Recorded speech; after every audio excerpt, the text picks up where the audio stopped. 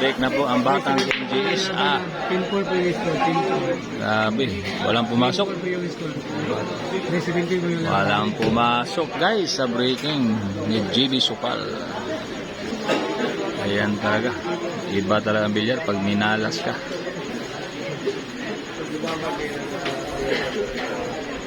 Na-cover lang.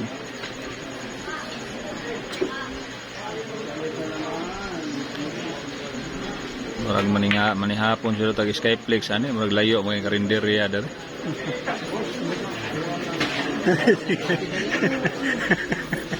Pare ayan. Yan. Katumbok. Doon naman ang luwas tayo. Kakain sana tayo ng ano nito, Skyflex. Parang namutla na si Lagan TV. Wala daw makainan, no? Walang problema. May manager tayo. Yun lang hiningi mo. Sos, baliwala yan sa kaibigan ko.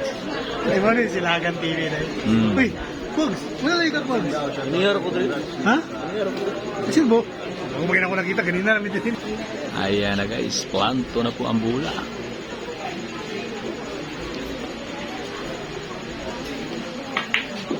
Puro mahirap ang tinitira ni Mark Dabaw guys. Puro mahirap.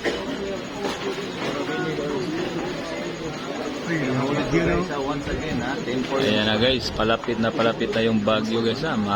Malamig na ang hangin.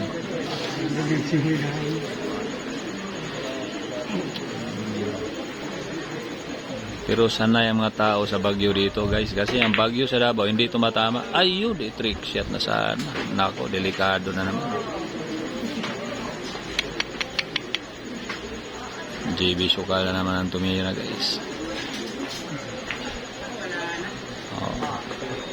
Nagyabang pagkaibigan, wala nang kawala pala yun. Shoutout kay John Salazar. What ng Novaliches? Nanonood ba si Wat na Novaliches? Si Kevin Costner? Talagang matanda na yun si Wat. Hindi na tinutubuan ng buhok. Hala! Pumasok ba? Grabe talagang batang magician to. Magician na si JB ngayon. Sign doon yun na.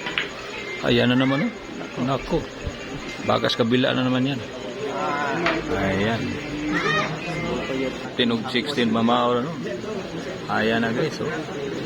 Panira na talaga yan.